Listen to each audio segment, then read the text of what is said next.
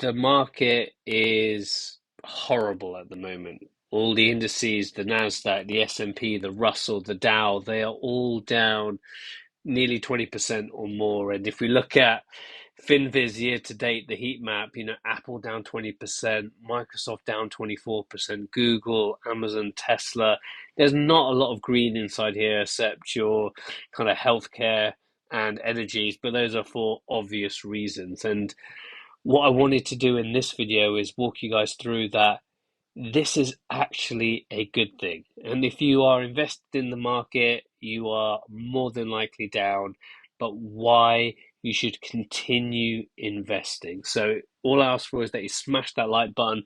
Don't forget to subscribe, and also don't forget to get your 5 free stocks when you sign up to Moo Brokerage. Again, 0% commission fees on your stock trades and on your options trades. And again, it is basically free money. Once you deposit $100, you get the stocks.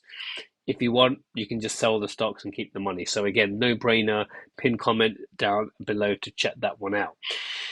So what I wanted to do was give you guys a view on what's been happening to the market in previous bear markets. So when there's been a bear market previously, what generally happens to the market after? And I found this on Investopedia, and apologies for the screen shot quality because I've had to zoom in here to get this so you guys can see this on the video. But what we've essentially got here is the S&P 500 all the way back to the 1950s, all the way up to 2017 and beyond. And what we got is these little red areas here is when the S&P has been in a bear market. So a bear market is defined by when the index is below 20%.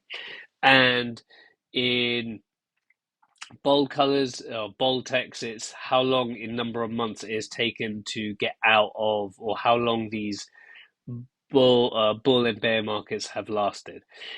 And what you can see is the bull runs, so the green, are a lot longer and bigger than the red ones. And I know it's difficult because we are currently in one of these red situations over here. But when you zoom out and look at the bigger picture, it is very minute in terms of future potential. And I get it, that is very, very hard to comprehend at the moment because we are living and breathing in, some of your stocks are down like 5-10%, Walmart and Target down 15-20% in one trading day, right? It's absolutely ridiculous. But if you pick the right stocks or invest in the S&P 500 index, over the long term, especially in this environment, you can see history tends to repeat itself in terms of going for that bull run. Whether they last 6.5 months, 20 months, or 2 months, we don't know that. All we can do is be consistent with what we are doing. And this is what I'm just trying to hopefully get across to some of you guys is this is actually a very, very good thing for us, right? Assuming that we are consistent and we are investing in the right indexes or the right stocks. So for anyone who is, brand new or, doesn't want to pick stocks, NASDAQ ETFs, S&P 500 ETFs, just investing every single week or month, the same amount of money is over the long term going to be the right thing. And if you are new or have just started and you can get in these red areas where we currently are today, that is not only going to heighten your returns. But if you've been investing in these green areas but you've been consistent, yeah, over the long term you'll be up. So the best strategy that you guys can deploy at the moment, which is I'm doing the same thing. Yes, I do options and pick individual stocks and do all these other different things inside there, but I'm still consistently investing into, like the SPY, for example, $100 a week into the SPY. I do the same thing with crypto, with Bitcoin, and Bitcoin's, dropped to, just under 30,000, but I'm still just putting the money in. So I'm bringing my cost average down, but over time in the long run, unsure about cryptocurrency, but I'm hedging a bet there that that's going to be higher in the long term as well. But for the stock market, we're going to be higher. And, this simple graph of the concept of dollar cost averaging, right? So if we look at this wavy line as the S&P 500, you got the excitement, you got the confidence, you got the fear, you got the panic. We are in this scenario at the moment. And I'm telling you, I don't know if it's going to be next week or next year, we will get back into this excitement mode.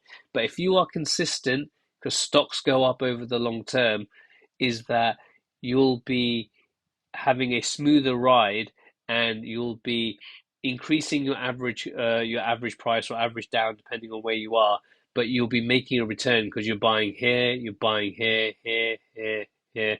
If you, as long as you're consistent, if you want to try to time it, the only thing I would say is, right, people say don't time the market, but we are in panic stations at the moment. So let's just say, for example, if you want to invest $200 a month when you feel we are in this panic mode, and then when we get into excitement mode, you might want to only do $100 a month, right? Or whatever it may be. But then again, you don't know how long this train's going to continue going up, which is why I suggest for most people is put a dollar amount that you are comfortable with and keep going.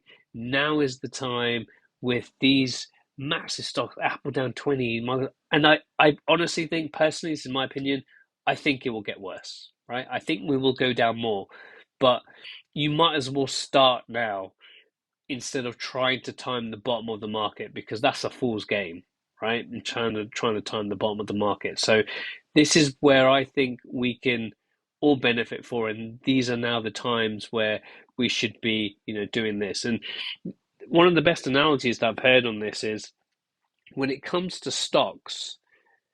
When stocks go on a discount, we get afraid. So if I take the example of Apple, if I could offer you an iPhone or an iPad at 20% less than the current price, you'll probably buy it, right? But if Apple's share price dropped by 20%, no, it could go down by 30%, right? It's counterintuitive of what you would normally do.